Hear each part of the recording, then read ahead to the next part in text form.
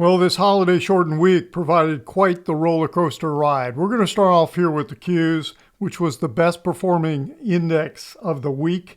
And we're going to take a look at oil. We'll look at USO as well as WTI.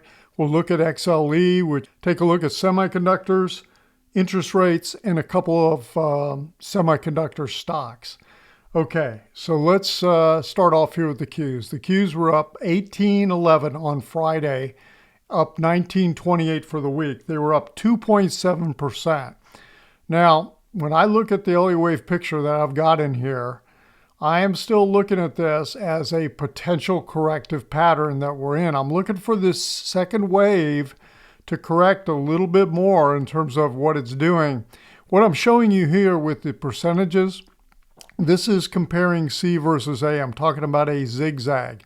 Now the B wave has pulled back quite deep, and I'll tell you it's a little deeper than what I was really looking for, but I'm still looking for the C wave to continue to come down. The whole line in the sand for me is if we take out this high, which is 748.65, then I think this goes away. I'm not going to get into trying to say we've got some kind of expanded flat or anything else. I'm just going to look at this and say, well, we got a pretty shallow corrective pattern and we're just going to roll with it and see what we start to get. But right now it hasn't done it. So if I look at this in terms of retracement, you can see we had a very shallow, we haven't even gone 38% of wave one. So that's why I'm a little skeptical that this corrective wave is done right now. Okay, so, we had plenty of divergence in here. We got a little bit of a correction. It was pretty decent, pretty quick, but it just hasn't gone very deep. Okay, so that's the Qs. That's where we sit. Let's take a look at WTI.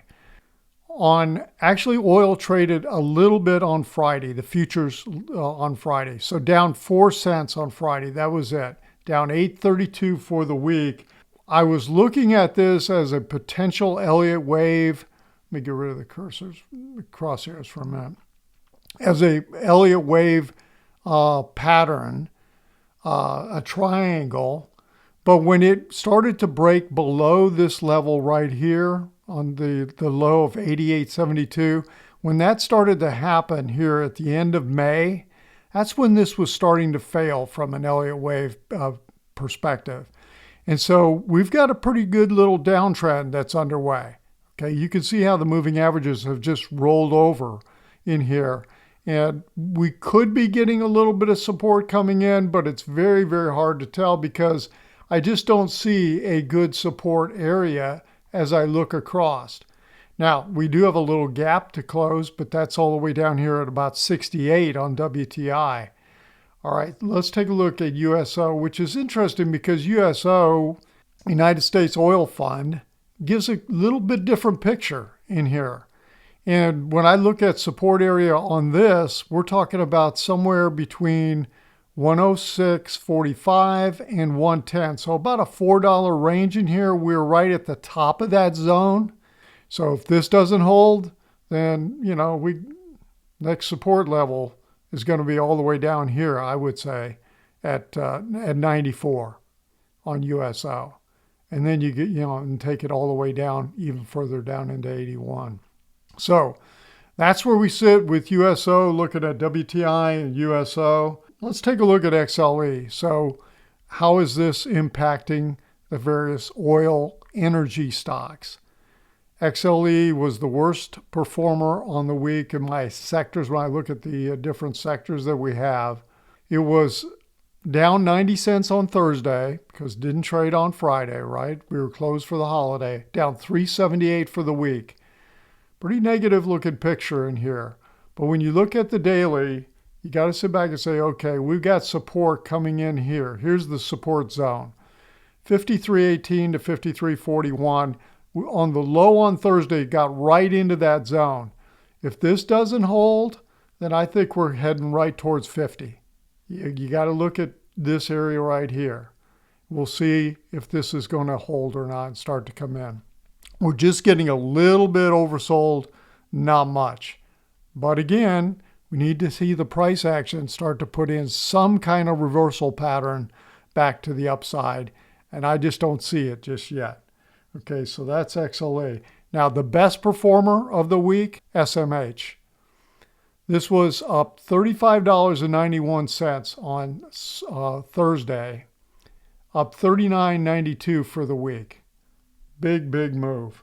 Up 6.4% for the week. This thing is up 83.2% on the year, almost doubling. Now, we're getting quite a bit of divergence, but it seems like with these semiconductors, there's so much momentum. The divergence shows up, then it just disappears or it doesn't matter. I mean, look, we had pretty good divergence on the RSI going into here. We got a little bit of a correction. That was it. Then we just push higher. We get some more divergence. We get a little bit of a correction and we push higher again. So we'll see what happens in here. But so far, this really hasn't rolled over hard. It just continues to want to trend. Let's take a look at interest rates. Okay, I'm going to take a look at TLT. TLT was up 42 cents on Thursday and up 98 cents for the week. Pretty choppy looking weekly price action, isn't it? And you can see the kind of move that's been happening here on a daily basis. Let me pull this over a little bit, and I'm going to go to the Elliott wave picture that I've got. I'm looking at the orange analysis. I'm going to stay with the weekly view. Here's the whole move picture back from 2020, okay, March of 2020. I've got this as the high, and we're counting waves down. I'm looking at this as a fifth wave, but I'll tell you, this last wave in here is a little confusing right now and unclear to me. Still looking to see if this is going to play out as some kind of impulsive wave structure or could turn into an ending diagonal pattern. But you can see we've been sideways, pretty choppy for quite a while, really since, all of last year. So it's been the last year and a half that this has been going on. So we'll see what develops with this. Let's take a look at the 10-year yield. We're sitting at 4.45%. Okay, so here's how it looks on a daily basis. Short-term wise, we broke this trend line. And we're talking about just a, small trend line for the last month and a half, 2 months. We broke it. And right now we're just kind of sitting there. But on a weekly basis, this is really interesting when you start to look at a longer-term picture. It almost looks like we have a big symmetrical triangle in here. And if this thing continues to push higher, this would be an indication that TLT would be going lower, 10-year yield going higher. I have no idea what's going to cause that to happen. Maybe, we've been getting inflation a little bit above normal. Doesn't seem to matter that much, although, we have broken out of a longer-term trend, and we're talking about the trend. I just showed you TLT with the peak back into March of 2020. Well, this is showing 2000, okay, 6.82%. The week of January 16, 2000. 5.32 June of 2007. 3.25 September 2018. And then we broke that longer term trend line in 2022. And now we're sitting here with a big sideways symmetrical type of triangle. We tried to take out the high and go in mid-May, and then we pulled back. So watching this pretty close to see if this is going to continue to do that, resume and take another thrust to the upside in here. So what happened with the Fed on Wednesday, right? The Fed turned supposedly hawkish, supposedly. We'll see what plays out with that. The market really sold off on the afternoon on Wednesday after the discussion in the press conference with Chairman Warsh.